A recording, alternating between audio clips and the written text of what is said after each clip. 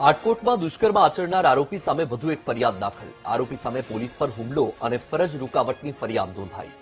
આરોપીને કોર્ટમાં રજૂ કર્યા પછી ફરી વખત ધરપકડ કરાય તેવી શક્યતા. આરોપી રામસિંગે 7 વર્ષની બાળકી પર દુષ્કર્મ આચર્યું હતું. રિમાન્ડ દરમિયાન આરોપીએ પોલીસ પર હુમલો કર્યો હતો. આરોપીના હુમલાથી બચવા પોલીસે ફાયરિંગ કર્યું હતું. આરોપીને પગમાં ગોળી વાગતા હોસ્પિટલમાં દાખલ કરાયો હતો. આ મુદ્દે વધુ માહિતી આપી રહ્યા છે સંવાદદાતા ભાવેશ સોંદરવા. ભાવેશ, આટકોટમાં જે દુષ્કર્મની ઘટના સામે આવી હતી એમાં જે આરોપીએ પોલીસ પર હુમલો કર્યો હતો, હવે આખરે વધુ એક ફરિયાદ નોંધાઈ છે. શું અપડેટ આ ફરિયાદને લઈને?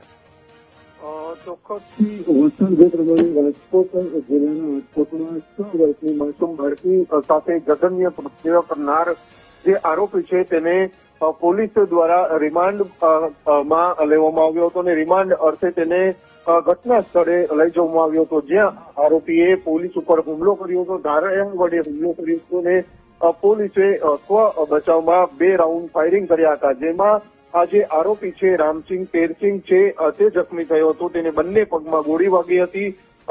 જોકે હવે આ મામલે પોલીસ દ્વારા વધુ કાર્યવાહી છે તે કરવામાં આવી છે. આરોપી જે છે રામસિંગ તેરસિંગ તેની વિરુદ્ધ પોલીસે પોલીસ પર હુમલો અને ફરજની રૂકાવટની કલમો છે તે નોંધી છે. એટલે કે આરોપી હજુ રિમાન્ડ ઉપર છે.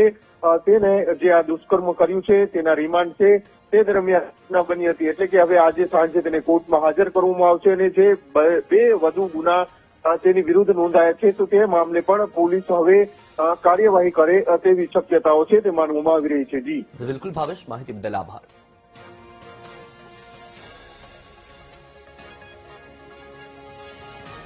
તો આપણે જણાવી દઈએ કે આટકોટમાં એક 7 વર્ષની બાળકી પર નરાધમે દુષ્કર્મ આચર્યું હતું અને આ જે નરાધમ આરોપી છે તેની સામે પોલીસે કાર્યવાહી કરી હતી, ધરપકડ અને ત્યારબાદ રિમાન્ડ પર હતો. ત્યારે આરોપીએ પોલીસ પર હુમલો કર્યો હતો. ત્યારે પોલીસે વળતી કાર્યવાહીમાં આ આરોપી પર ફાયરિંગ કર્યું હતું અને એમાં આરોપી બંને પગમાં ઈજાગ્રસ્ત થયો હતો.